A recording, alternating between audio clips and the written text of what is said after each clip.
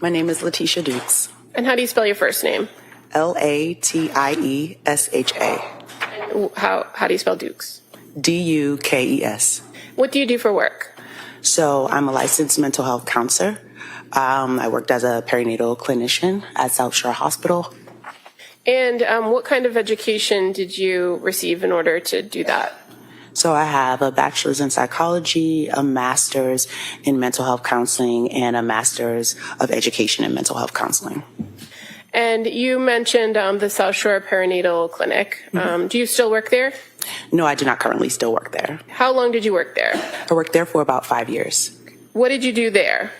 At the perinatal clinic, I worked as a perinatal clinician, which involves like short-term therapy from prior to birth to postpartum, and supported with connection to care, whether that be therapy or higher levels of care, so intensive outpatient therapy, partial hospitalization, or inpatient care.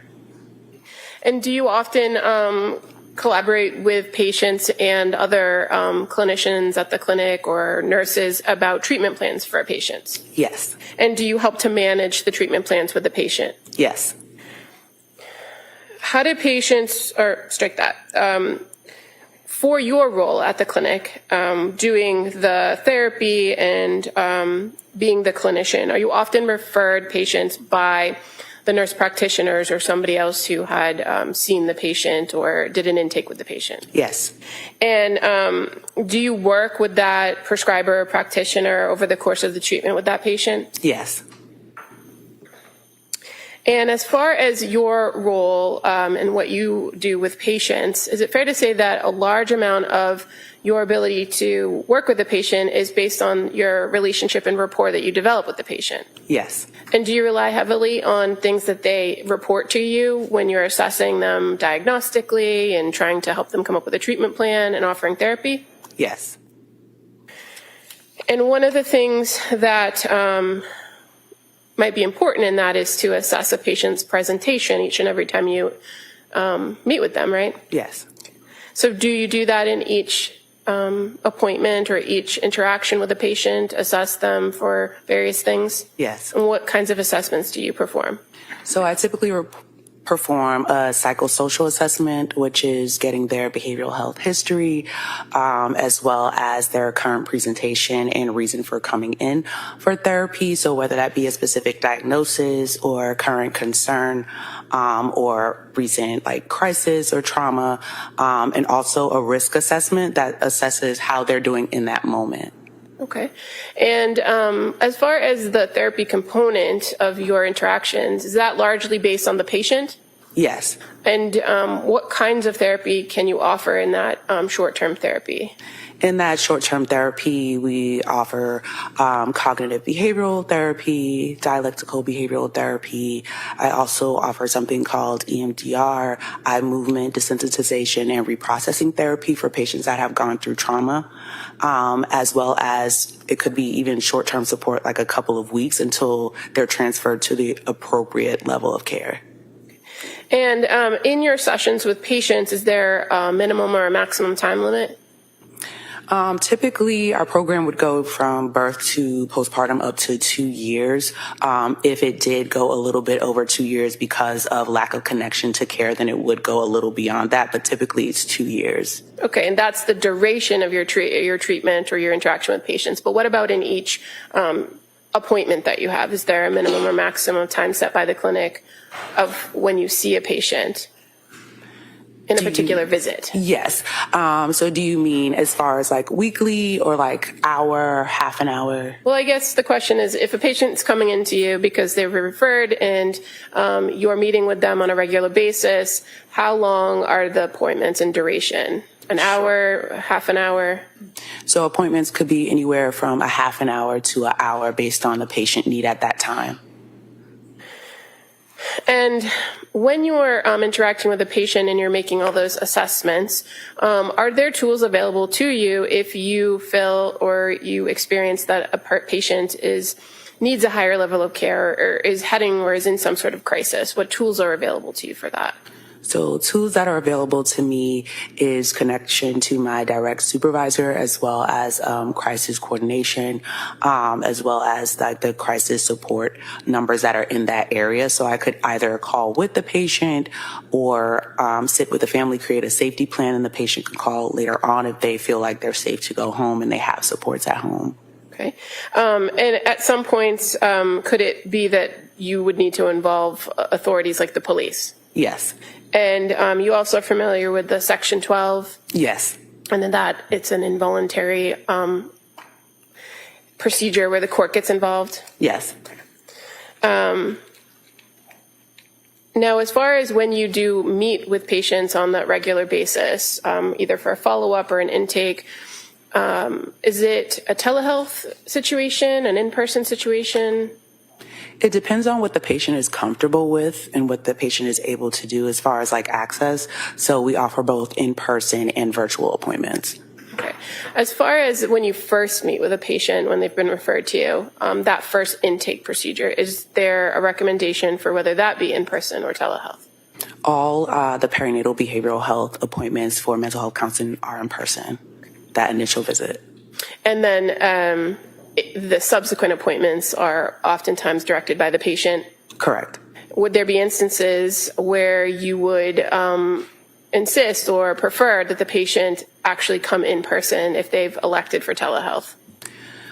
Typically, you prefer someone to come in person because they have either like fallen out of care or there are concerns for their safety for some reason. And if you don't have those immediate concerns and it's the preference of the patient, do you often engage via telehealth? Yes. I'm going to draw your attention to a particular patient by the name of Lindsay Clancy. Do you remember when your first contact was with her? I remember it was around late November, early December. Okay. And you're aware that she came to the perinatal clinic and was being initially treated by Julie Paul? Yes. And by the time you engaged with her, she had her care had been transferred to Rebecca Gelada, correct? Yes. So fair to say you had the most contact with Rebecca Gelada about this particular patient? Yes.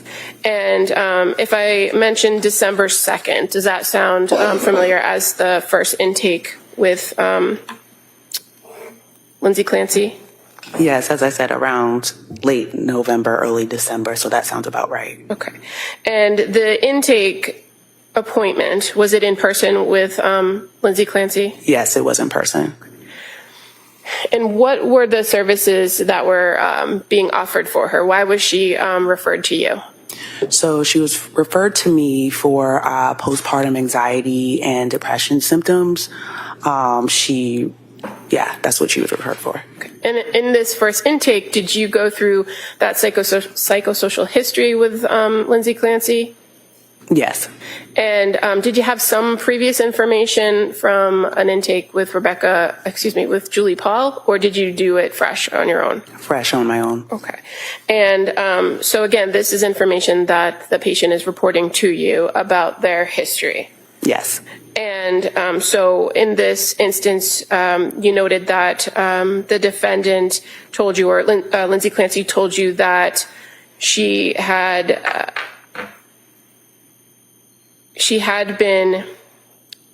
some prior contact with mental health, right? Yes. That she had engaged with a psychiatrist in nursing school, and that she had been prescribed medication at that point, correct? Yes. And that she, prior to coming to the clinic, that she had been engaged with a psychiatrist. Yes. Did she identify what her concerns were, or what her presenting concerns were to you? Yes, she did. And what were the concerns? Her presenting concerns were anxiety, lack of sleep, depression symptoms, frequent passive suicidal ideation, thoughts of wanting to die and no longer be here. Okay. And had she reported to you that she had been on a number of different medications? Yes. And you're aware that those medications were being managed by the nurse practitioners in the clinic? Yes. And as far as your role as a social worker, do you often kind of get into the weeds with patients about their medication? So I'm not a social worker. I'm a mental health counselor. I'm sorry. Yeah, no problem. But I typically have an overview of medications, but I don't particularly get into prescribing or how to take medications. Okay. And so what's the focus of your role in offering counseling services to women with postpartum anxiety and depression at the clinic? So my role would be to create a treatment plan to address the concerns, which would be like the anxiety and depression symptoms, and work on coping skills and building community supports around that. Or if she needed a referral to a higher level of care, I would do that. And do you come to your own conclusions as far as diagnosis goes based on your interaction with the patient? Yes.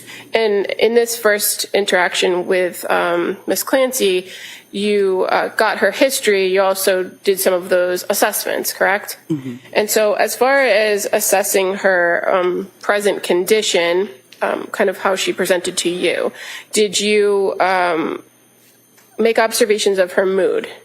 Yes. And do you recall her mood being low, that she felt numb and unable to laugh? I apologize. If it's medical record, I don't have any objection, but I'd prefer not deleting. I have no problem if she reads from the record, though. All right. If you could just, there's objection, in fact, leading question sustained, but is there any, so there's no objection if this witness, if you want to look at your notes, I don't know if you have your notes with you. I do not. Do they have a copy that they can share? I don't know if the parties have a copy that she could look at. I do. I could. Do you have a blank copy? Well, I mean, it has like a date on it. It doesn't have a lot of notes on it. It just has a name. I can approach page by page. Right, It's fine. sure, that's fine.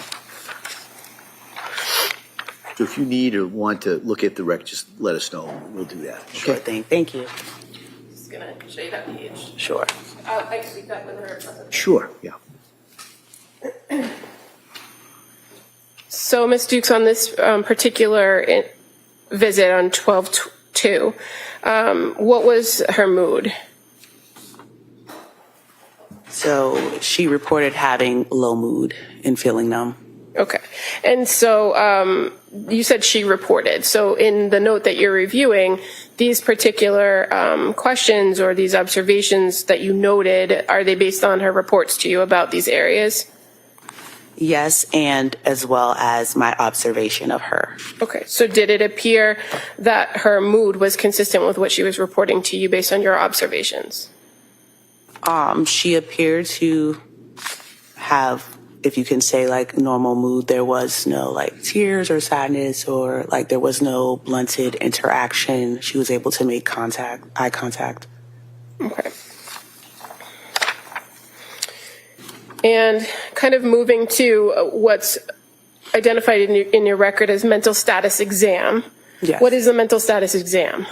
So a mental status exam is an exam that's assessing how the patient is appearing, what she is reporting, as well as any concerns about safety, which would be any suicidal ideation, homicidal ideation, as well as any intrusive thoughts or worry, any hallucinations or delusions. Okay. And so in this exam, is it a mixture of what the patient tells you and what you're observing? Correct. Okay. And if I can approach you with another page, page 53.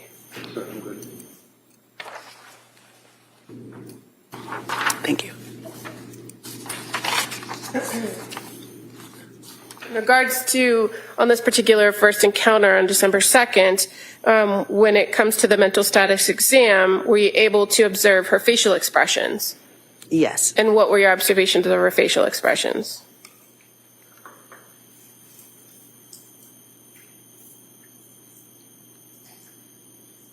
She was cheerful when discussing her anxiety symptoms. Okay. And did you also ask those questions about thought content? You just have to answer out loud. Yes. Okay.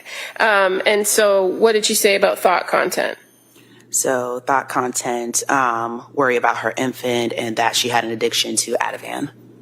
And you said you also, in this assessment, assessed suicidal thoughts, correct? Correct. And so did you ask her anything more about those passive thoughts that you indicated she reported?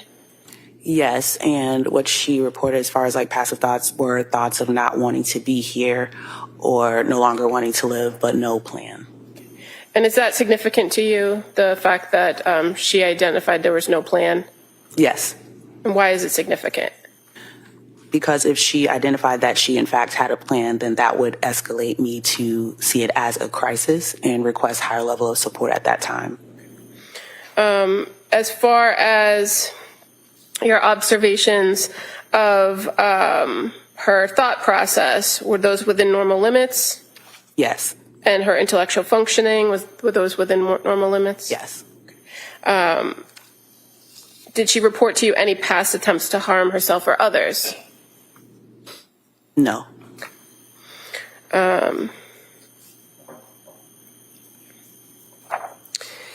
Did you go through with her her behavioral health history? yes. And other than what you indicated as the anxiety and sleep, did she identify any concerns around substance abuse issues? So she did identify concerns about, not in her history, but in that visit, about misuse of Ativan. And if somebody expresses concern about that substance use, do you have a tool available to you to assess whether they have substance use issues? Yes, so there is an assessment within the initial intake appointment that has a specific section to further assess substance use disorder. Okay. And did you identify whether she presented with any substance use disorder issues? I did assess that she did not present with any substance use disorder issues. And as far as her expressed concern to you, fair to say it was focused on the one particular medication, the medication Ativan, correct? Yes. And why did you not find that to be an issue based on your assessment? Based on my assessment and how she stated she was supposed to be using it, it was used correctly to remedy the anxiety symptoms. And after this initial intake, I guess the first question is approximately how long is this initial intake appointment? The initial intake appointment is typically an hour. And after having spent the hour, gone through these assessments, spoken to her about her history, were you able to come up with or give an opinion about diagnosis? Yes. And based on her presentation to you, what was your opinion about diagnosis? At the time, my opinion about her diagnosis was postpartum anxiety because she had a lot of anxiety about most things. Okay. And so what were your recommendations as far as a treatment plan for her? My recommendations at that visit was outpatient therapy, continued medication, and weekly visits with me. And why did you recommend outpatient therapy on top of therapy with you? So outpatient therapy was kind of like a blanket therapy, but more so like intensive outpatient therapy, partial hospitalization therapy. And was your role in offering her weekly sessions an attempt to kind of bridge services and make sure she was getting everything she needed, or something different? To bridge services. And so after that meeting with the recommendation for weekly visits, did you begin to schedule additional visits with her? Yes. And after that particular visit on December 12th, did you send her any particular information? Yes. And how do you do that? How do you send patients information if you're not able to give it to them? I can send it through my chart messaging. And on this particular day, after your meeting with her, you sent her some resources about cognitive behavioral therapy, did you not? Yes. Your next contact with her was December 5th. Why December 5th, if you had just met with her on the 2nd? That may have been the soonest available appointment that week for her. Okay. And it was shy of the 1 week, right? Mm-hmm. Was there anything in your meeting with her on the 2nd that made it necessary to have a shorter appointment? No. This next contact on the 5th, was that in person or telehealth? Telehealth. And on this day, on the 5th, when you met with her, did she report some additional information or report how things had gone over the weekend to you? May I see my notes? Sure.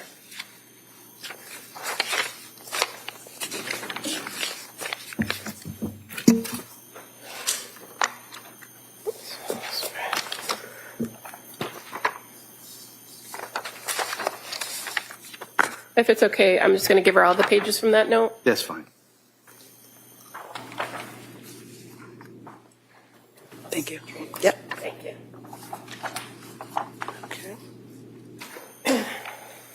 I'm just reviewing the note. Sure. Take your time.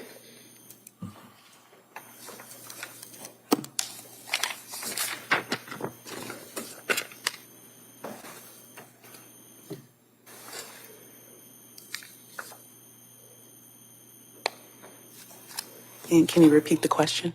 Sure. In that visit on December 5th, did she indicate to you or did she report to you how the weekend went for her?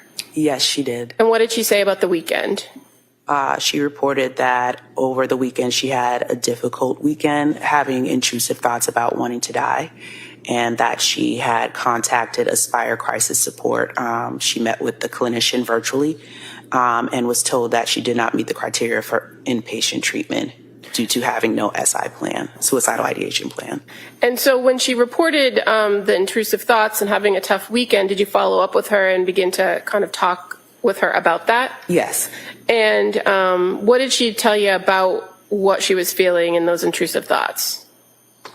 So in those times, what she reported was that it was continuous intrusive thoughts of not wanting to be there, but no plan. Okay. Kind of like the same report that she gave to crisis. Okay. And as far as kind of the difficulty of the weekend and how she was feeling, did she tell you how she was feeling? No. In that particular meeting, when she had talked about wanting to die or not wanting to be there anymore, did you kind of follow up with her about those statements and whether she had any sort of intent or plan? Yes.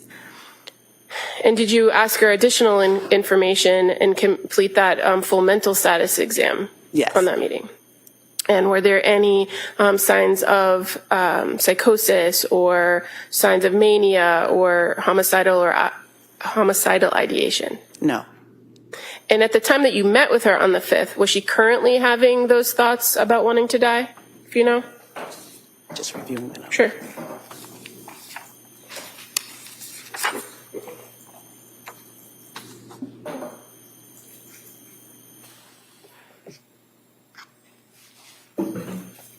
In that visit, she had no suicidal ideation. Okay. And on this particular visit on the 5th via telehealth, did somebody else participate in the visit as well?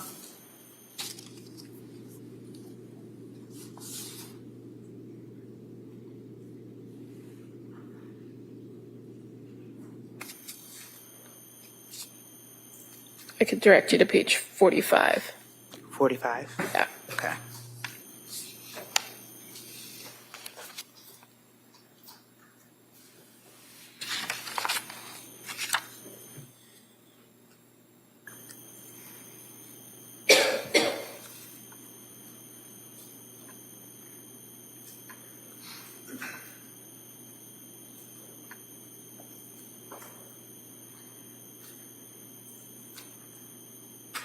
Yes, her husband joined the visit. And this visit, approximately how long was it, if you recall? This visit was approximately 30 minutes. Okay. And fair to say, focus of the visit was to kind of deal with that bad weekend and calling Yes. the crisis center. Yes. So what did you offer her as far as recommendations or assessments or assistance during this meeting? So support during this meeting, I offered her support in connecting to, it seemed like she needed a higher level of care, so intensive outpatient therapy, partial hospitalization therapy, as well as we reviewed, one of her main concerns was also issues with sleeping, so we reviewed sleep hygiene and how to support better sleep to see if that would help with some of the intrusive thoughts. Okay.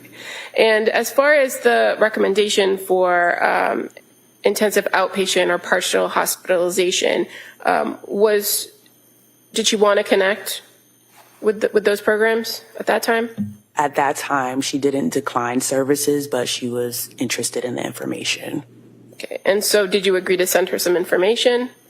At that time, I did not agree to send her information. Okay. Did she ask for any other information in that meeting? She did ask for information and support connecting to psychological testing. And is that something that you do at your clinic, do psychological testing? Yes. Okay. And so did you make a referral for her to see somebody else in the clinic, or did you provide her other information? So I discussed this information with the provider at the time, which was the psychiatrist and medication provider at the time. And would that have been Rebecca Gelada? Yes.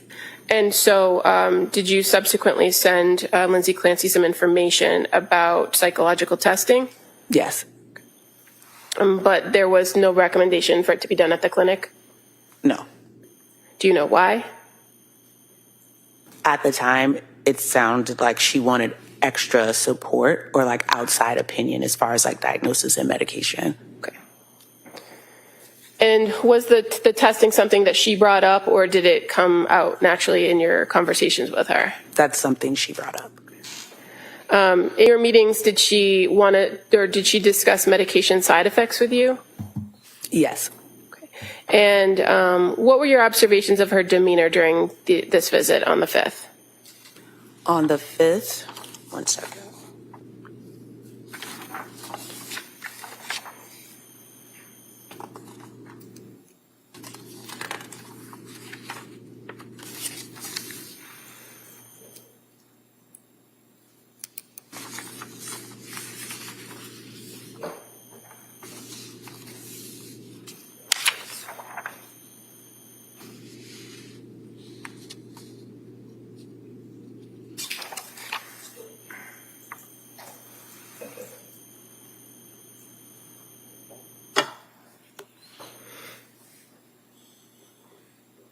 Her presentation overall was within normal limits. She didn't appear like anxious or different than any other visit I had with her. And this is kind of your second meeting with her, right? Yes. And how many meetings did you have overall with her during the time she was at the clinic, if you know? 4. So, but you had spent an hour with her on that intake where there's a lot of information exchange, right? Yes. So was there anything different about how she presented, how she spoke to you or answered questions during this follow-up on the 5th? No. And as far as the conversations about the bad weekend and calling crisis, did you have any concern that she was in crisis? No. And you made those recommendations for a higher level of care, correct? Yes. But nothing that would have prompted you for those other interventions that you've previously described to us, right? Right.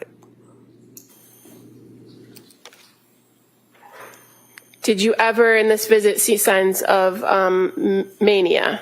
No. And is that something you look for? Yes. And did you ever see signs of delusions or paranoia? No. How about psychosis? No. Now, your next contact with her was December 12th, correct? Yes.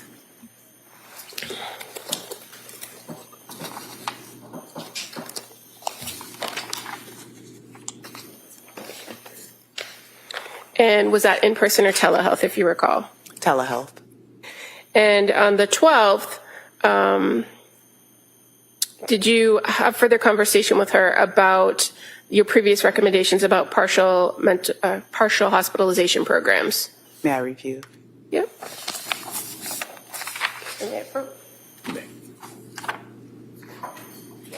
Thank you.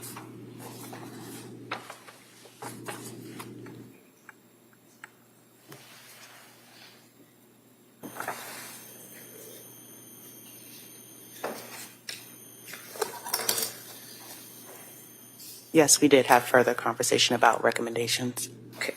And did she indicate to you that she would be starting a program soon? Yes, she indicated that she would be starting a partial hospitalization program in Norwell on December 20th, 2022. Did she provide you any details about that program? Do you know? No, just that she would be starting a program in Norwell. Had you referred her to any programs in Norwell? No. And in this meeting with her, did you continue to talk about her need for higher level of care? Yes. And did you make recommendations on a different program? Let me look.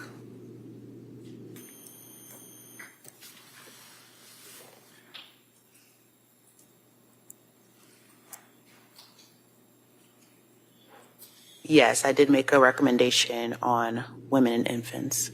And why did you recommend women and infants, or why were you recommending this higher level of care? I was recommending this higher level of care because of continued passive suicidal ideation, even with crisis intervention, as well as women and infants was more so for postpartum women, and the infant would be able to come to the program with her. And so the program at Women and Infants is something that you're familiar with working through your clinic, correct? Yes. And you often make referrals over there? Yes. Do you require the patient's consent to make a referral? Yes. Did Lindsay Clancy consent to the referral at that time?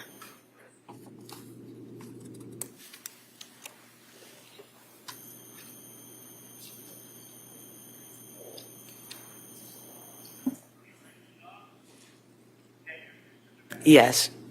And so did you work to make that referral after that visit? Yes. Now, you mentioned that she had continued passive suicidal ideation. In this meeting that you had with her, did you assess that? Her suicidal ideation? In this visit particularly, did she have passive suicidal ideation? Well, do you ask if they still have that?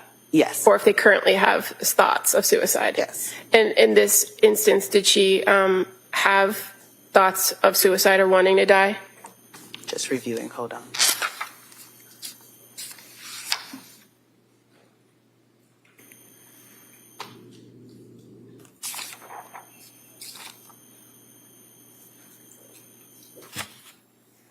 So yes, she reported continued suicidal ideation at the time. But did she ever indicate a plan? No.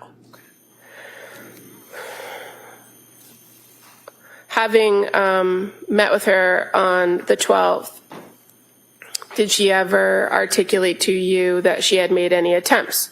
No. And in your conversation with her on the 12th, were you able to identify any protective factors based on everything that you knew about her at this time? Now, this is your third time with her, right? Yes. So what were you able to identify as protective factors for this particular patient? At this time, she had supports, which were her husband and her mother-in-law. At this time, she was able to, from the past visit I had with her, able to contact crisis when she felt like she needed extra support. So she was able to follow through with suggestions that I had given her in the previous visit. Okay. And based on your visit with her on the 12th, she accepted a willingness to go to one of those programs, right? Yes. Or at least be referred. Yes. So was there anything about your interaction with her on December 12th that warranted any of those higher levels of intervention from you? No. Now, the next time you met with her was on December 19th, correct? Yes. And was that the final time that you met with her? Yes. On that day of December 19th, was that in person or a telehealth? May I review the note? Sure.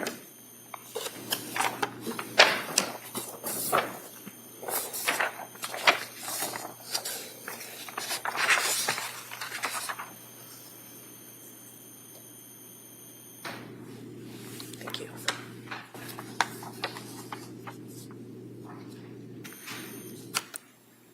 That visit was virtual, and what was the question? That was the question. Okay. Thank you.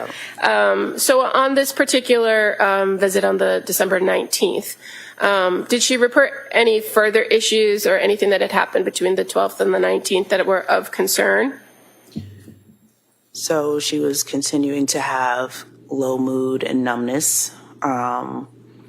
She did not have any SI and had no need for crisis intervention over that weekend. Okay. And did she indicate to you that she had been doing things at home to try to help with her mood? Yes. And what was she doing? Let's see. She was spending time with family, and her children, and exercising. Now, at this point, as the December 19th rolled around, had you already put in that referral to women and infants? Yes. And did you know if she engaged with women and infants by that point? By that point, women and infants had reached out to her, but she had missed the call, but said she would contact them back. Okay. Now, one of the concerns that you often talked about in your meetings with her was sleep, right? Yes. And in this meeting with her on December 19th, did she report any improvements in her sleep?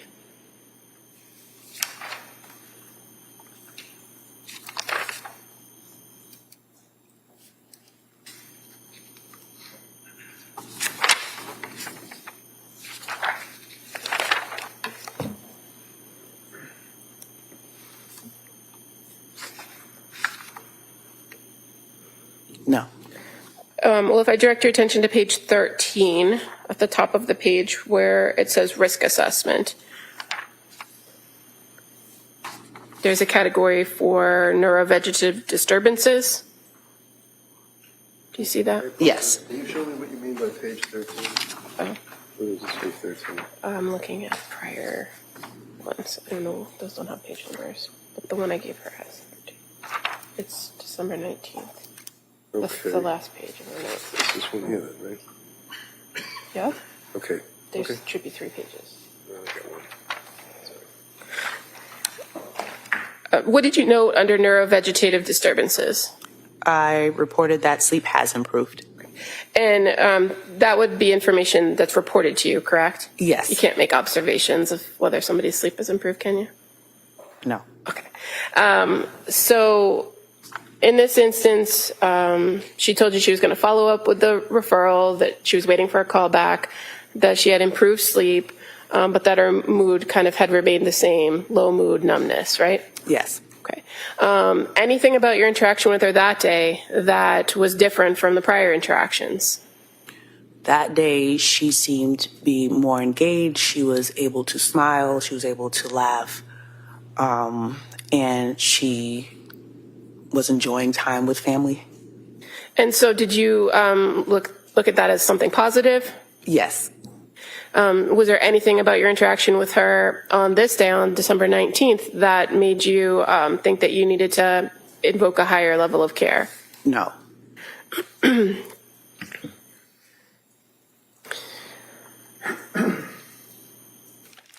As far as in-person visits, did you have any other in-person visits with Lindsay Clancy after the 19th? No. Fair to say your contact with her was very limited after that point? Yes. And on December 27th, did you have some interaction with her and her husband? Yes. And why did you have interaction with them? May I see the note? Sure.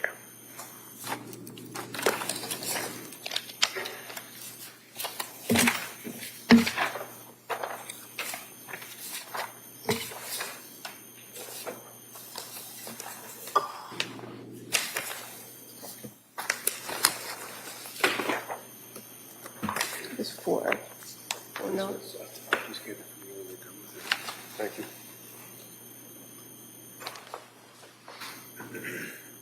Thank you.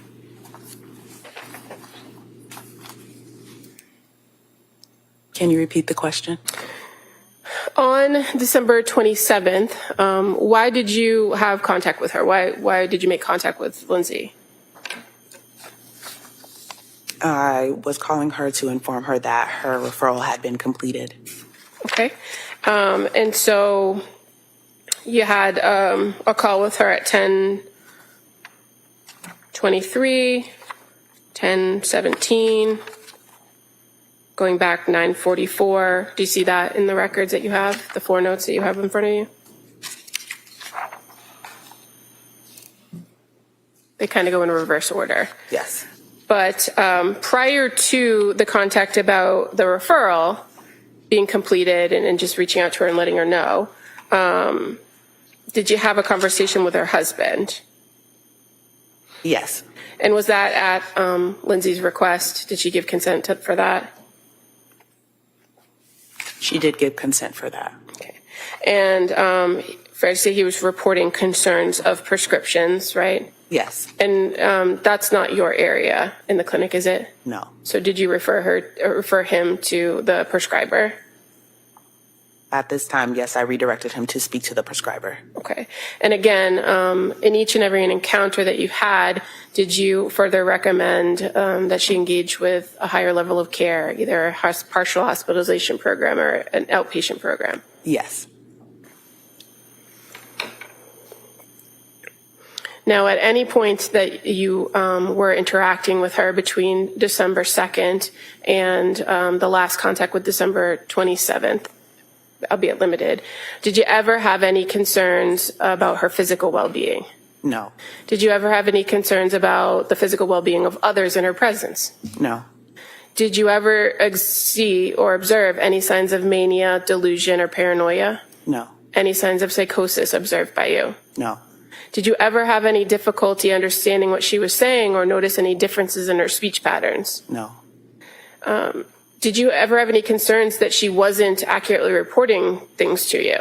no, And did you ever feel the need to collaborate with your provider for a higher level of care or an additional intervention? when I did, yes, And so would that be for the calling the police, Section 12 or safety? Hold on, go ahead. We'll ask that and then we'll. My question was, in any of the times that you engaged with her, did you ever engage with your provider to come up with a plan for safety planning, Section 12, or any other of those interventions you discussed before? no safety or Section 12, no, So as far as recommendations, would you agree that those were the recommendations for higher level of care? yes, for IOP or PHP services. Okay.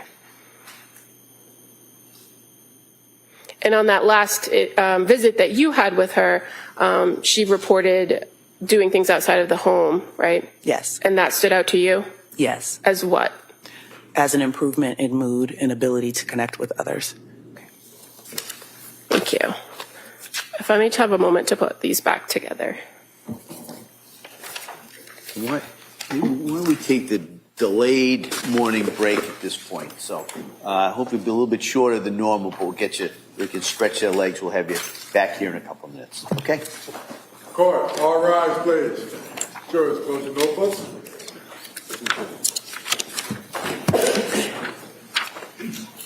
Let's go.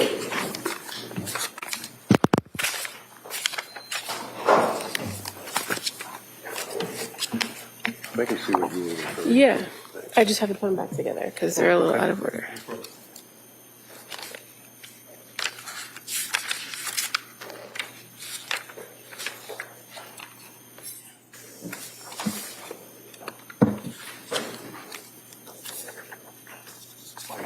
Why don't you leave those notes? So we'll be in a short recess at this time. Court is back in session. You may be seated. All right. We all set for the jury? Yes.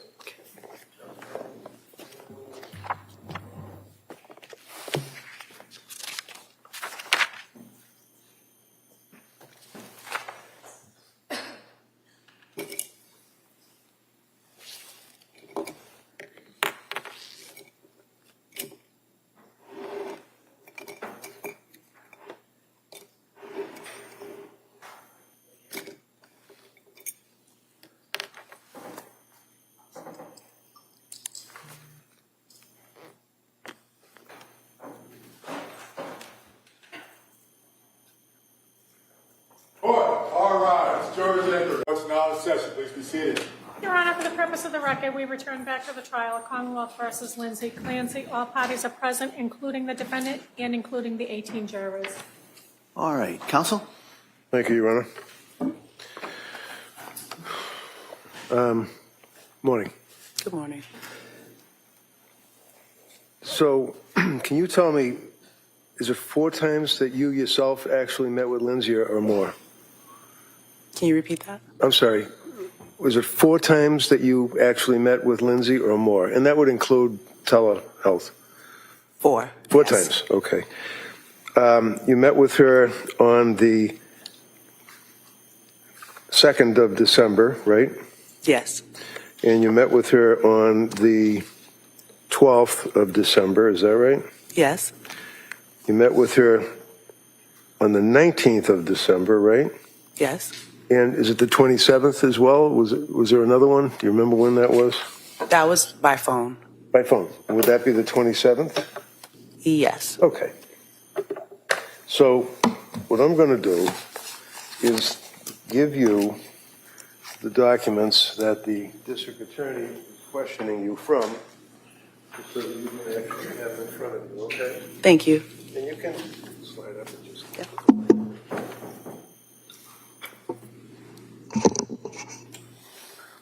And if I get confused or something, just let me know that you're on a different page than me.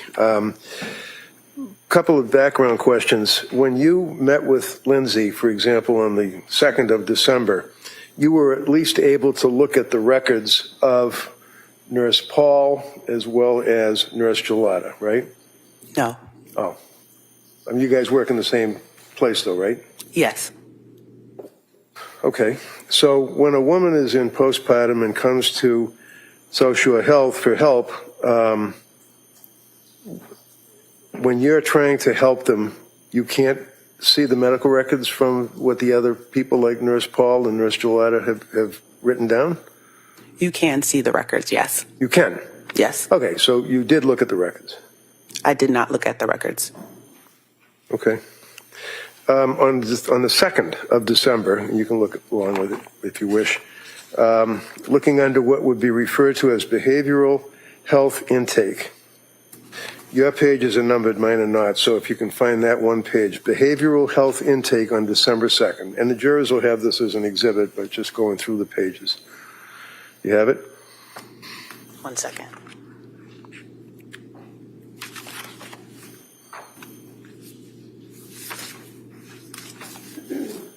Yes, I have it. Okay. Now, one of the things that you would be interested in when you're interacting with a patient that comes to your facility for help is how honest they are, right? Yes. Especially in psychiatry. You want to make sure that the person is not lying to you or hiding something. You want them to be honest, right? Yes. And, for example, Lindsay disclosed to you and to the others that back in 2012, while she was in nursing school, she actually had Prozac because she was very nervous, actually, about public speaking. But she was on Prozac, right?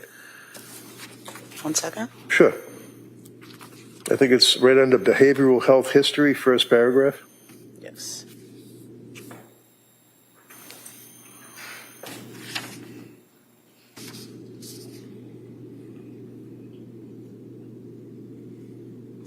Yes. Okay. And she also told you that she had been prescribed Ativan, for example, by a psychiatrist, Jennifer Tufts, right? Just reviewing. Second paragraph.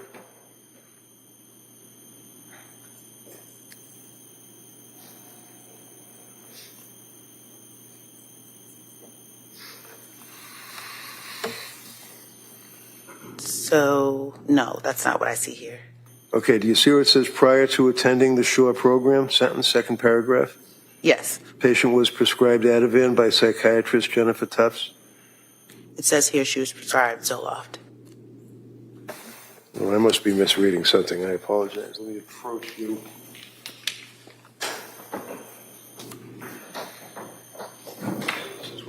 This is what I have here. History and current functioning, right? History and current, okay. And then behavioral health history, paragraph 1, right? References to Prozac, right?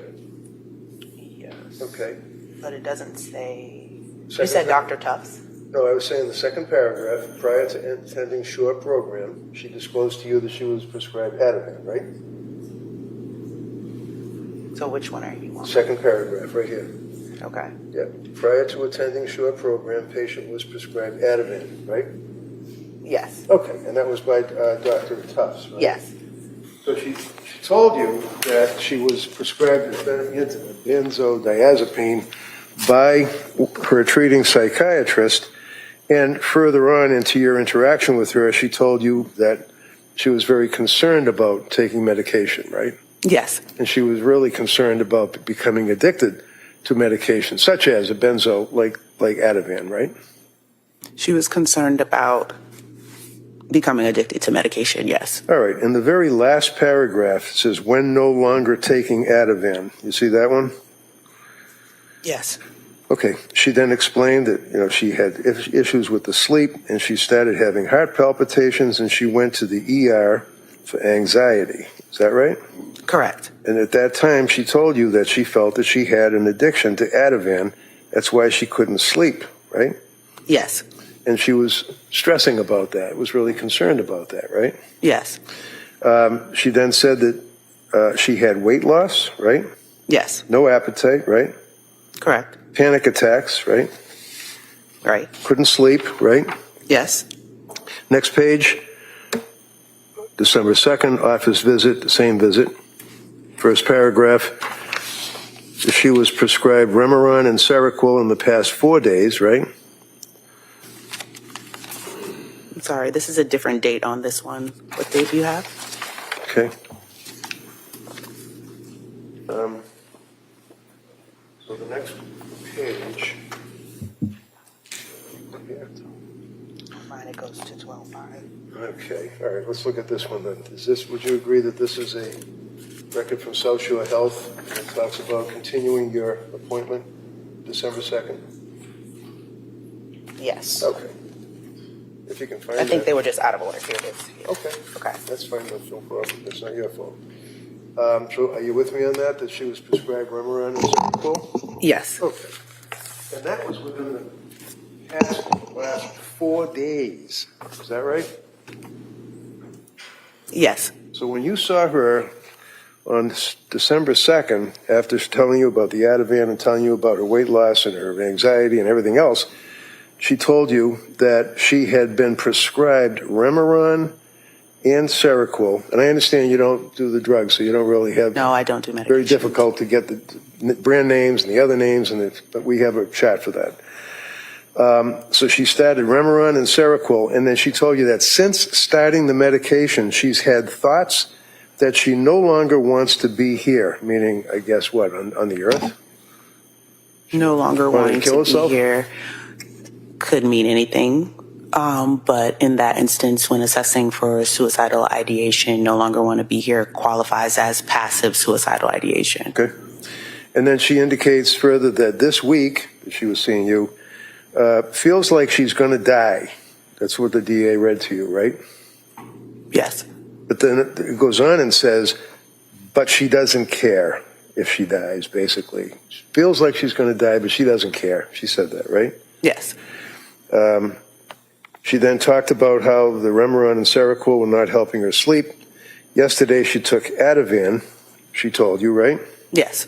Due to intrusive SI, suicidal ideation thoughts, right?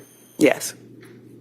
Did she indicate what the intrusive suicidal ideation thoughts were yesterday, which would be December 1st? Did she tell you what that meant? Did you ask her what she meant by that? I did ask her what she meant, and that would mean that she had the thoughts that she told me about no longer wanting to be here. Okay. And you then told her that she could go to the ER and that you then sent her local crisis contact information. Is that right? Yes. And then talks about onset. It says 3 months after the baby was born, she had unmanageable anxiety, correct? Correct. And what did she tell you the anxiety was about? 1 second. Yep. It's under onset.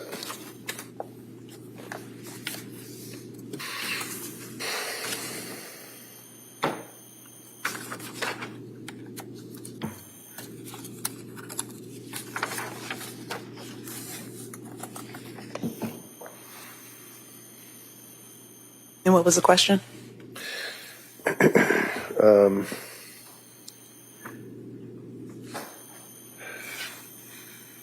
under onset, she indicated 3 months after the baby was born, she had unmanageable anxiety, is what Yes. the district attorney asked you. And then it continued on with a sentence. What was her anxiety about? About her children, especially the baby. And what does that mean? That she was having unmanageable anxiety? Do you know, what does unmanageable mean? So constantly worried that something was going to happen to her children or something bad was going to happen to the baby. And at that time, the children were 4, 3, and 6 months, right? Correct.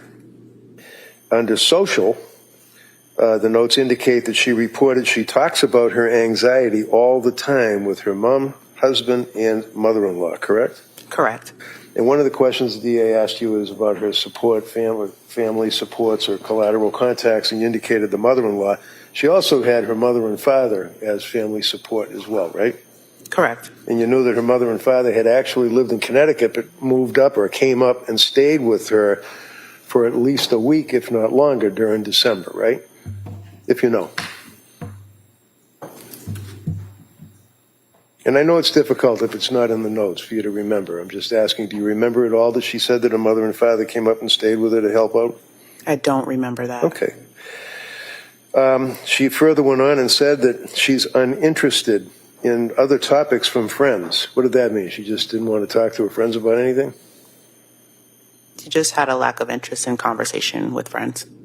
And that would be her social circle. She just didn't care, right? Right. She said that she felt numb, right? Yes. She had a lack of attention, right? Right. Confusion, right? Right. Under mood, it says, well, of course, you have disturbed sleep. She's only sleeping 2 to 4 hours a night is what she told you, right? Correct. And then it says supports. Mother and father have been staying with her for the past week. Does that refresh your memory that you did get that info, that they were staying with her for the past week? Yes. That's fine. I just saw that too, so no Yes. problem.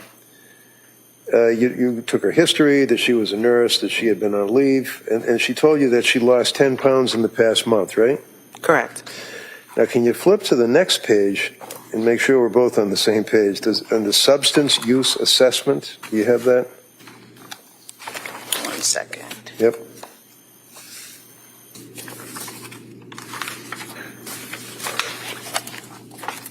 Yes. Okay. So one of the things that you're concerned about is whether or not your patient has a substance abuse problem, like drugs or alcohol or something like that, right? Correct. And you've already told us that your opinion was that Lindsay did not have any substance abuse problems other than her fear about the prescribed Ativan, right? Correct. So did you ask her about alcohol? Yes. Can you tell me what she said about alcohol? She said the last time she drank alcohol was in October of 2019. Go ahead. Yeah. Did she tell you how much, what it is that her alcohol of choice was? She said her alcohol of choice was wine. She would have 1 to 2 glasses. Did she say why she would do that? To cope with anxiety. Okay, and this is back in 2019, right? Correct. That would be 3 years before you actually met with her in December of 22, right? Correct. Cannabis, the Yes. weed, the devil's lettuce. How about that? Did she confess that she was using marijuana? Yes, she said she did use marijuana. When? Last use was November 15th, 2022. Why? I'm sorry? Why did she say that she used it? It's under comments? Yes, I'm taking a That's look. okay. She said she tried a marijuana gummy to help with sleep. And that was on November 15th of 22, right? Yes. Go to the next page, assessment and recommendation. If you have that, make sure we have it. Let's see.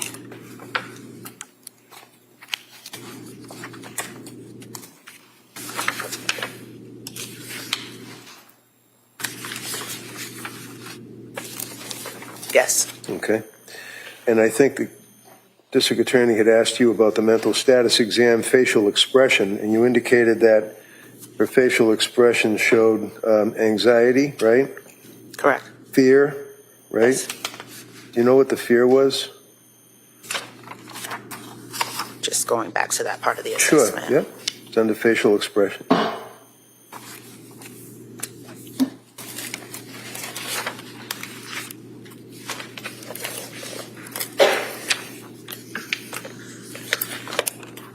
And you said facial expressions, Yes, right? please, yep. Anxiety, fear, apprehension, sadness. Okay, so if I can, I apologize, if you just keep you're very soft-spoken. Yes, I'll walk. Voice up so the jurors can hear you. Yeah. Thank you. And you said that her facial expression exported to you anxiety, right? Correct. Fear of something, right? Yes. Apprehension, right? Yes. Sadness, Yes. depression. Yes. And she expressed that she was having anxiety and numbness, right? Yes. And she was crying when she was telling you this, right? Yes. And again, indicated that her thoughts were worried about her baby, the new baby she had, the infant, as well as if she's being addicted to Ativan, is what she told you, right? Yes. And again, thoughts of wanting to die, but there was no plan. Correct. Next page, risk assessment. There's a whole lot of stuff on it, these pages. I'm just trying to cut to the chase here. So you see where it says risk assessment? I am trying to find Okay. it. 1 second. Yep.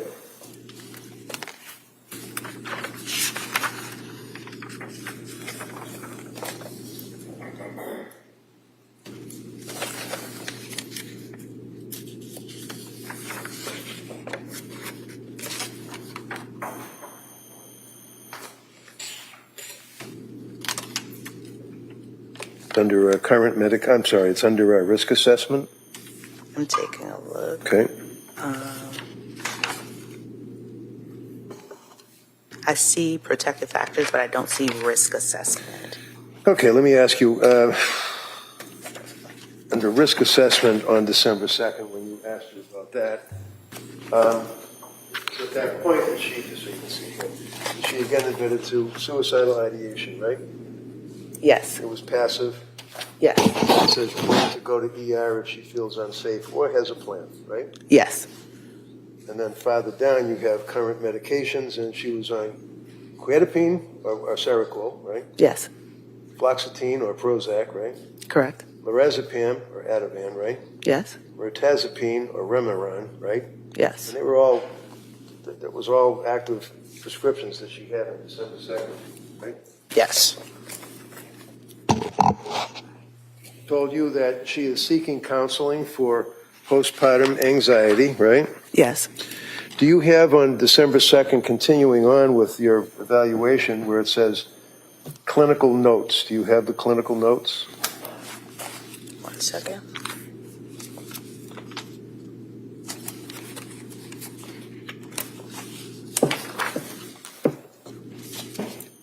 What I could do is read what I have rather than stand next to you. And if you trust me that I'm not misrepresenting it, I mean, I'm just reading off of this to make it quicker for you. If Okay. it refreshes your memory.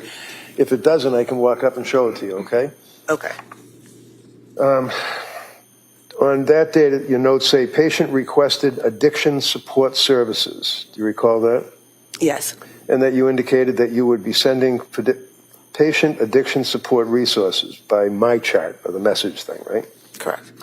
You then indicate that based on history reported, patient meets the criteria for postpartum anxiety, right? Yes. That she would benefit from OP therapy. What does that mean? Yes. From outpatient therapy services.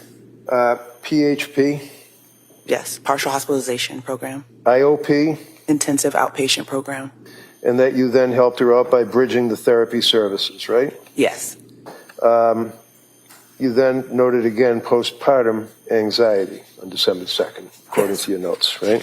Yes. Okay.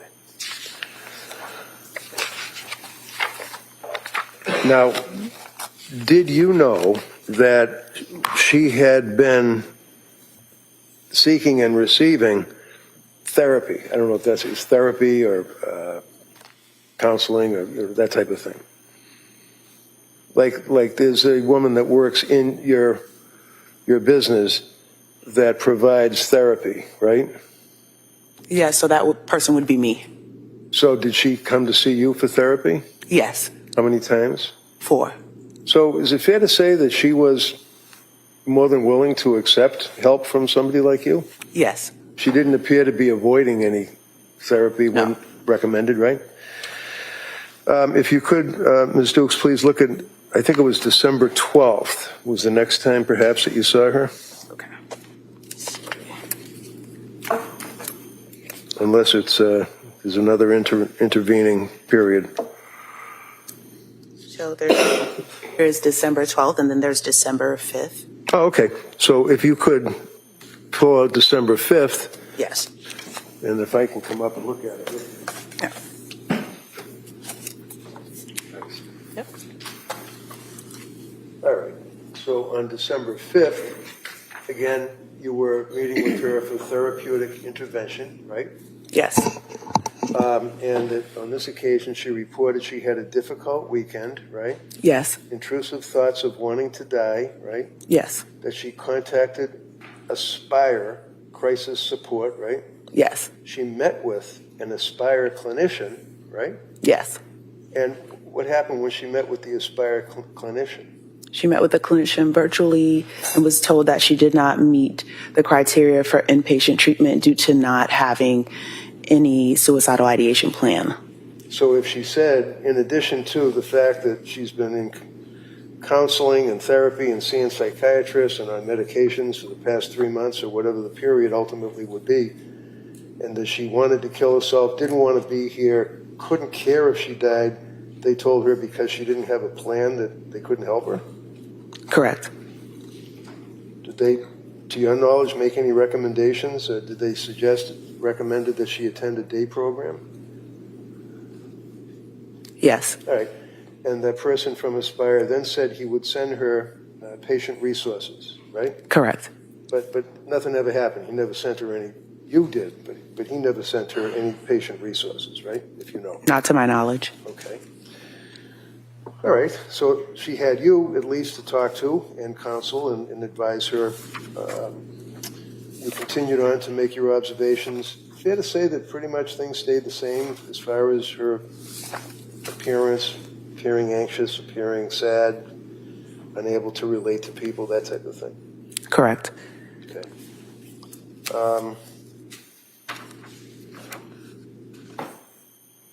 Then you have, is it chief complaint of present illness? And again, that was, oh, wait a minute. That's not my note. That's not you. Okay. All right, so you can hold on to that again. Yep. Thank you.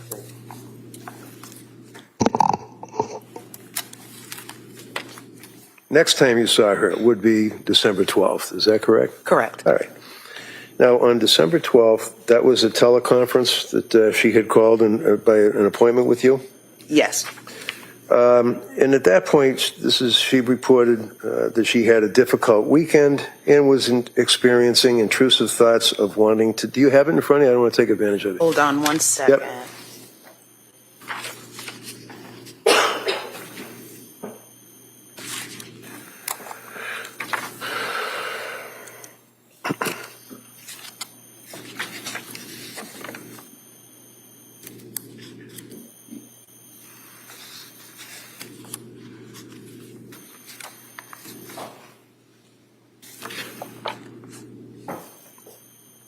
I don't see the 12th in here.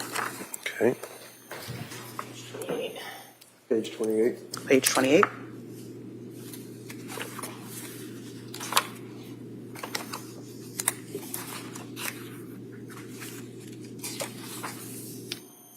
And just for the record, I think, Your Honor, that she's looking at the actual exhibit. Am I right? That's the exhibit? That's in evidence?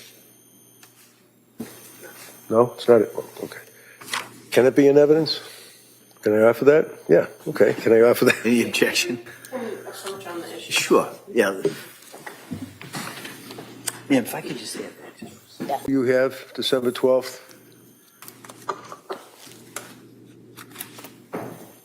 Again, I could do what I did before. She probably had it before. Right, yeah. Okay. It references providers' interventions, and that would that be you, provider? Correct. Okay. And you're talking about symptom management, and yet again, she's reporting she had a difficult weekend, experienced intrusive thoughts, wanted to die, didn't have a plan for suicidal plan, but she contacted crisis over the weekend, and that would be, again, Aspire, apparently, right? Because there were Correct. 2 times she contacted us, Brian, not once, Correct. twice. Both times they told her that there's nothing they could do for her, right? Correct. And she told you that she was going to start a PHP in Norwell on December 20th, right? Correct. But in fact, you were able to, knowing people that you may have and pull strings, you were able to try to get her into the Rhode Island Women and Infants program, right? Correct. Which is a really pretty good program. Correct. And did you know that she did, in fact, go to Women and Infants on December 20th? She didn't go to the Norwell program. She went to Women and Infants program, and that she was there for the day and that they basically turned her away. I did know that she went to the Women and Infants program. I was not sure of the date. Okay.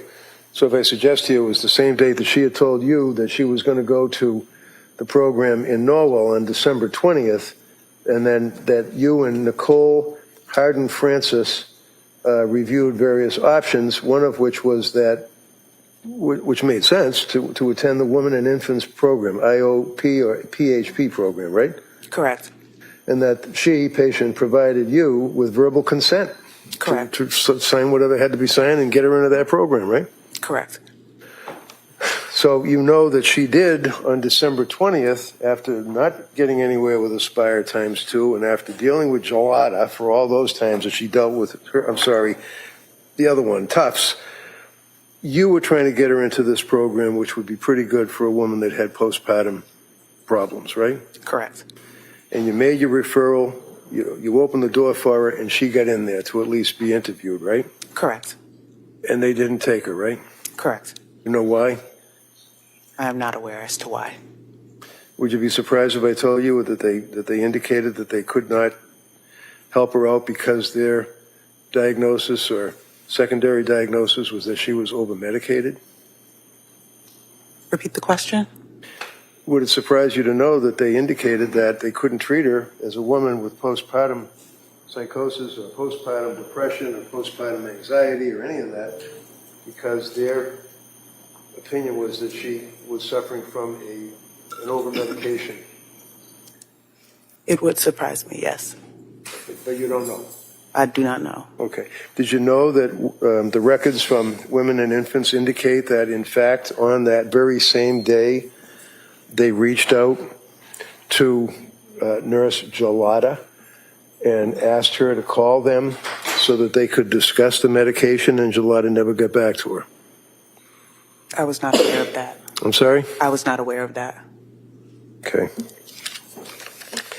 I think the district attorney had asked you a question about the last time that you saw her or had any activity with her was on December 19th. Is that right? Correct. Okay. And I may have misunderstood. Did she ask you, did you call Lindsay 4 times and she never got back to you that day, or is that just a list of different things that you did for her? That's a list of different things that I did for her that day. Okay, so you were calling other contacts, you were talking to Patrick, you would contact her. I mean, she certainly was not avoiding you. That's Yes, we were in communication. all right. You're familiar with, maybe you are, the what's called the Edinburgh scale? I'm aware of it, yes. And did she have the Edinburgh scale administered to her, to your knowledge? To my knowledge, no. Okay. What is polypharmacy? What does that mean? Polypharmacy? Yeah. You ever heard of that, polypharmacy? I've heard of it, but not sure of the exact Okay, that's definition. okay. Is it something to do with having too much medications thrown at you all at once? If you know. No, I'm not sure. Not sure, okay.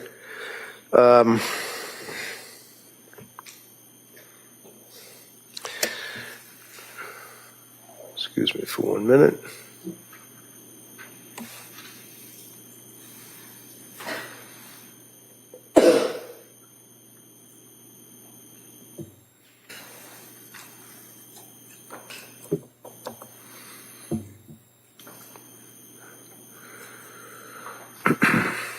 Apologize.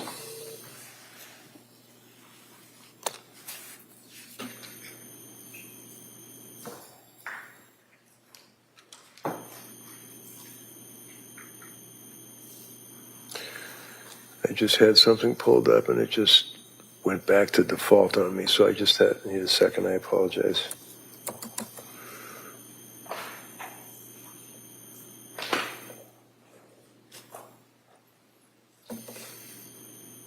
Okay, I got it. And how long have you been working in your particular field? Since 2011. Okay. And you have obviously a very impressive background as far as your educational background and your experience. Do you continue to, like, with continuing education? Yes. Have you ever been aware, are you aware of the Mass General Hospital Center for Women's Mental Health? I'm aware of it, yes. Do they offer seminars and programs as well as research articles? I believe they do. Okay. Do you know that Mass General Center for Women's Mental Health about a year ago issued a fairly major study and various recommendations for people that are dealing with women that have postpartum periods and how they break up the periods? You familiar with that? No, I'm not familiar with that. So if I suggest to you that in that particular Mass General Hospital article, it goes on about postpartum period, and do you agree that the postpartum period, 85% of women that are pregnant or after pregnancy experience some type of mood disturbance? Would you agree with that? No, I wouldn't agree with that. All right. Would you agree that 10 to 15% of women develop more significant symptoms of depression or anxiety? I agree. Okay. And then postpartum psychiatric illness is then divided into 3 categories. One sounds like something out of the 50s, postpartum blues. Would you agree with that? Yes. You've heard that expression before, Correct. right? And it can be bothersome, it can be aggravating, it can be intrusive, but it's not threatening the life of the mother or baby or anybody else, right? Correct. And it's fairly common, right? Correct. Number 2 would be postpartum depression. Now, that's a different issue, correct? Yes. And number 3 would be postpartum psychosis. Is that right? Yes. All right. Now, postpartum depression, prior to morphing, if you will, into postpartum psychosis, consists of a number of symptoms, symptomology, right? For you to diagnose a woman, whether she's pregnant, has the baby, or after having the baby, with postpartum depression, there are certain things that are symptoms that you look for, right? Correct. Okay. One of which would be depressed or sad mood, right? Yes. Lindsay had that, right? Yes. Next would be tearfulness, right? Yes. Lindsay had that, right? Correct. Next one would be loss of interest in social activities or usual activities or friends. She had that, right? Correct. Feelings of guilt. She had that, right? She didn't express feelings of guilt. Okay. Feelings of worthlessness. Did she express that she felt worthless? She did not express that. How about fatigue? Did she have that? She did not express fatigue, but you, lack of sleep. I know lack of sleep. Were you aware that, in fact, that she had indicated that she was so wiped out that she couldn't even get out of bed, couldn't put her feet on the ground, and if she did, she felt heavy? I did not hear that from her. Okay. How about, you mentioned it, you got it, sleep disturbance is another issue, correct? Correct. She had that, right? Yes. Change in appetite, she had that, lost 10, 15 pounds, right? Yes. Poor concentration, she had that, right? She said she was numb, she could not focus. Suicidal thoughts, Yes. we know she didn't have a plan, but she had suicidal thoughts, right? Correct. So under the Mass General Hospital research project for women that are suffering from postpartum issues, she pretty much hit every one of the postpartum depression symptoms, correct? Correct. And then it talks about if it increases in severity, significant anxiety symptoms may occur. not generalized anxiety, significant anxiety symptoms can occur. Is that right? Correct. And one of the ways that you determine that is by the test that it can be administered to a person who is in a postpartum status, and that would be what we talked about, the Edinburgh test, right? Correct. And you're aware that she was given the Edinburgh test and had a 23 out of 30, I think it was. I was not aware. Okay. And some women develop panic attacks referred to as hypochondriasis. You'd agree with that, right? Agree with that in reference to. Lindsay, she had panic attacks and complained of having panic attacks. Yes. Okay. And then you can get into the various diagnoses of which, on a postpartum person in that time frame, obsessive compulsive disorder, OCD, right? Correct. Or bipolar 1 or bipolar 2, right? Are you using them interchangeably or could develop? Trust me, let's say bipolar 1, Yeah. okay? So that would be one mental disease, correct? Correct. And it's pretty serious stuff, right? Yes. And if a person is diagnosed as bipolar, one of the things that you shouldn't, if you know, is prescribe SSRIs such as Prozac or Zoloft, right? If you know. I'm not sure of that. Okay. Would you agree that with various cases dealing with postpartum depression, all of the symptoms that we talked about, they utilize the Edinburgh Postnatal Depression Scale, which is a 10-item questionnaire that can identify women that have postpartum depression and the severity that they have. And on the scale, a score of 12 or greater it raises concern and indicates a need for more thorough evaluation, right? Correct. Do you know whether she was thoroughly evaluated by anybody other than Tufts and Gelada? I'm only aware of Tufts and Gelada. Okay. I mean, you were trying to do the best you could with what you had to work with, right? Correct. Okay. Now we get to postpartum psychosis. That's the third category, right? Postpartum psychosis, you'd agree, is the most severe form of postpartum psychiatric illness. Is that right? Correct. Would you agree that it occurs in averages about 2 out of 1,000 women, right? Correct. And its presentation can be very dramatic with onset of symptoms, and that can be within a year, according to the CDC, Center for Disease Control, Yes. right? Okay. And when it hits you, it just hits you, bang, quick, right? Correct. And when you think about 2 out of 1,000 people, seems like a daunting number, but if I tell you that Fenway Park, when they're full, when they're playing the Yankees, they have 37,700 people.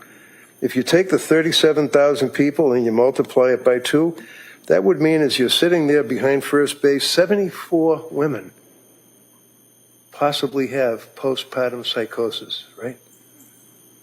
Not sure of that number, but. Well, if you agree that it's 2 out of 1,000 according to the studies and the statistics, and if Fenway Park has 37,000 seats, times 2 would be 74. Okay. That's a pretty large number of people, right? 74 people out of that crowd? Okay. It's not that horribly unusual. I mean, it's something that perhaps you've dealt with in your practice, right? Yes. And when you're dealing with people with postpartum psychosis, do you agree that generally they present with an episode of bipolar illness? If you know. No. No, they don't, or no, you don't know? No, I don't know. Okay.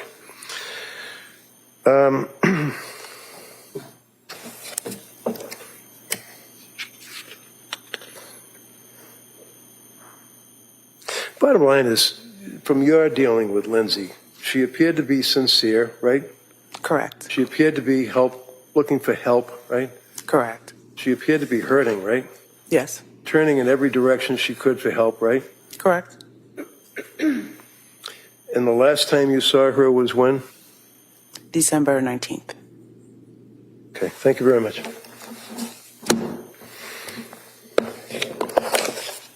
Attorney Buckingham. Briefly, please. Ms. Dukes, you indicated that you didn't review the records of Nurse Paul or Nurse Gelada. Correct. Why? I wanted to have a fresh set of eyes to look at the situation and to assess it when she came in for her visit. That's typical practice. And that's why you do an entirely new process, right? Where you do your own intake, you assess diagnostics for determining whether there's any sort of mental illness, right? Correct. And while you can collaborate or speak with the providers about an overall treatment for the patient, your therapy is your therapy. Correct. And as far as your role, you don't have any role in medication management, do you? No, I don't. Okay. And so when the note read current medications, is that just based on what pre-fills for the patient, based on their historical records for the clinic? Yes. And so you don't know what she was prescribed and when, and if all of those prescriptions were active. You just know what's in the computer. Correct. And as far as the timeline here for the recommendations for partial hospitalization, I just want to make sure that we're clear. You had been for some time recommending some sort of partial hospitalization program, correct? Correct. And on December 12th, you had already talked to Lindsay Clancy about the Women and Infants program, had you not? Correct. And so when she told you on the 12th that she was starting that program in Norwell, that wasn't from your referral, right? No. And you still recommended Women and Infants. Correct. And you got her consent on that visit, right? Yes. And on the 19th, when you saw her, were you aware that she had been at the Mass General ER on December 15th for evaluation? No. And that she had reported then to them that she opted for an outpatient program at Women and Infants as opposed to going inpatient to McLean? Did you know that? I wasn't aware of that. Okay. And when you met with her on the 19th, after the visit to the ER, she still hadn't engaged with Women and Infants, had she? No. And so you had to re-refer her. Yes. But you weren't aware that she had already gotten a referral from Mass General. No. And so you did later learn she went on December 20th, correct? Correct. And were you able to review those records about this No, I visit to wasn't. the 20th? So you don't know that the ultimate plan and assessment for her was that they didn't think she qualified for the program, but they provided her with several options for other inpatient treatments for medication management, partial hospitalization, and general mental health. Did you know that? No. And as of your last meeting with her on December 19th, ultimately, what were your impressions of how she was doing? My impression was that her symptoms were improving because of the social aspects, spending time with family and friends and able to exercise when before it was difficult for her to engage or pay attention. And your observations of her while you were interacting with her, were they more positive than on previous occasions? Yes, she was able to smile and laugh. Okay, thank you. What was she laughing about? When was it she was laughing with you? I believe that was the last visit, the 19th.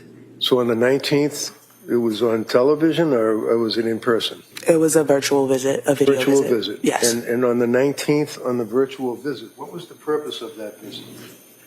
The purpose of that visit was to see if she was able to connect with care. Okay. So you would have, I guess, in your notes or reference to the fact that on the 19th of December that she was laughing.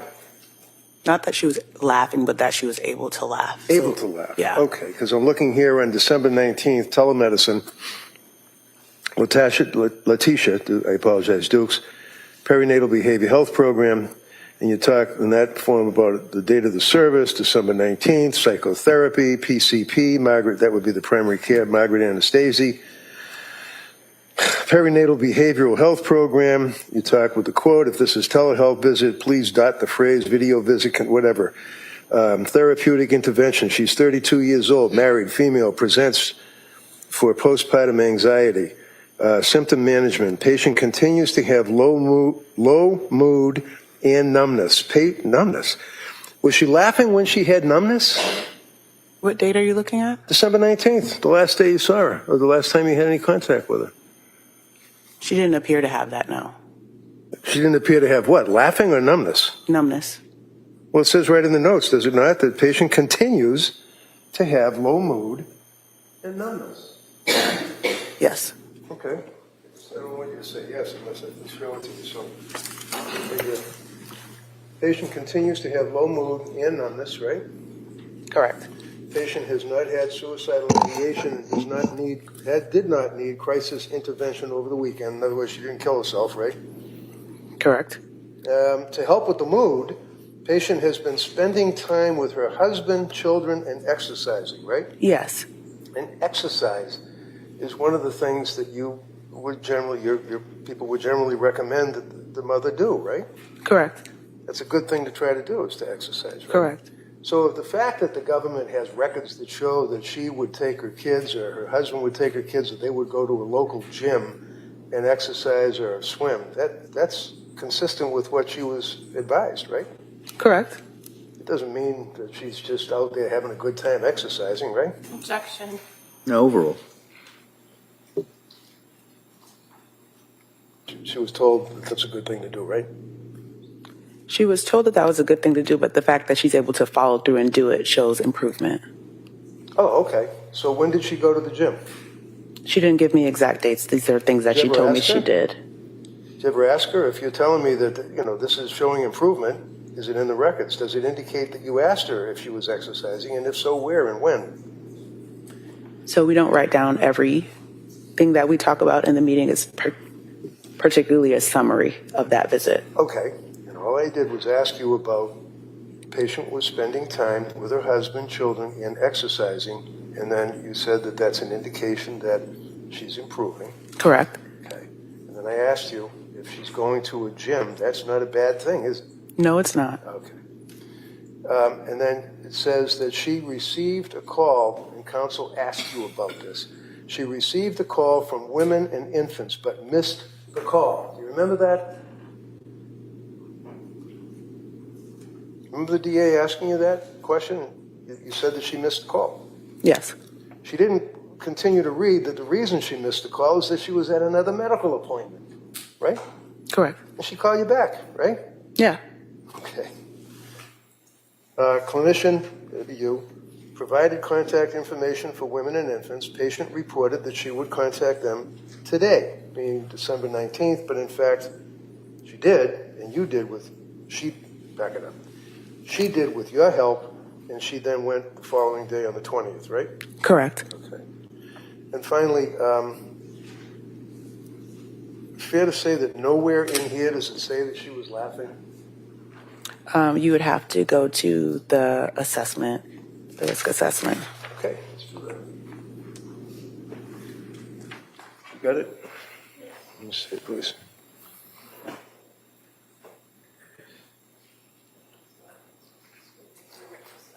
Okay. Now, what's a mental status exam? So a mental status exam is to assess how the person is appearing that day, their mood and their interaction with you in that visit and how you perceive them. Okay. So, with the help from the DA, we have December 19th, the telemedicine form, clinical notes, right? Yes. The laughing wouldn't be in that area, would it? No, it would be more so in this area. Yeah, okay. Yes. Mental status exam, right? Mm-hmm. Appearance, hygiene, WNL. Within normal limits. Okay. Clothing normal, eye contact normal, build normal, posture normal, body movement normal, right? Yes. Behavior is cooperative, right? Yes. And speech is within normal limits, is that correct? Correct. Emotional state, affect. Patient reports feeling numb and having low mood for most of the day, right? Yes. Facial expression, other. Facial expression, calm, was able to laugh and smile, right? Yes, Would that be in response to you saying something funny, or why was she laughing? that would be in response to me saying something funny. So you guys were kind of bonding a little bit. And, Yes. all right. But she basically still continued to report that she was numb, having low mood, and basically the symptomology that she had already reported, right? Correct. Okay. Thank you, ma'am. Appreciate it.